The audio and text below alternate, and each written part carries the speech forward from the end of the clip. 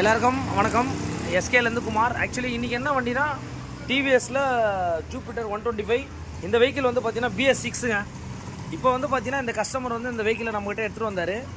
அவர் kick பண்ணும்போது வந்து பார்த்தீங்கன்னா ஆட்டோமேட்டிக்கலி வந்து பார்த்தீங்கன்னா கிக்கே ஆகலை, கேஸே வந்து பார்த்தீங்கன்னா பயங்கரமாக ஆடி இருக்குது. என்ன விஷயம் அப்படின்னு கேட்டிங்கன்னா, ஒரு 3 போல்ட்டு கிட்டத்தட்ட வந்து பார்த்தீங்கன்னா 1 2 3 4 போல்ட்டு வரும்.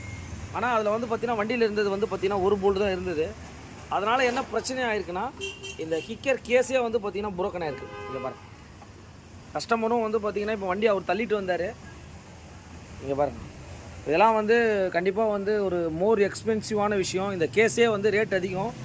அந்த போல்டு வந்து அவர் என்ன சொல்கிறாருன்னா, வண்டியை எடுத்துகிட்டு வரும்போது போல்டே இல்லை, அவரும் பக்கத்தில் தான் இருந்தார்.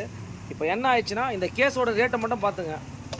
போல்டு போட்டு டைட் பண்ணாங்க, விழுந்துச்சா இல்லை போல்டு இல்லையான்றது தெரில. அதனால் கண்டிப்பாக வந்து இது போட தவறுகள் வந்து கண்டிப்பாக நடக்கக்கூடாது. ஏன்னா வந்து பார்த்திங்கன்னா இது வந்து லாஸ் ஆஃப் பே தான் கஸ்டமருக்கு. இங்கே பாருங்க, நியூ வெஹிக்கிள்ங்க.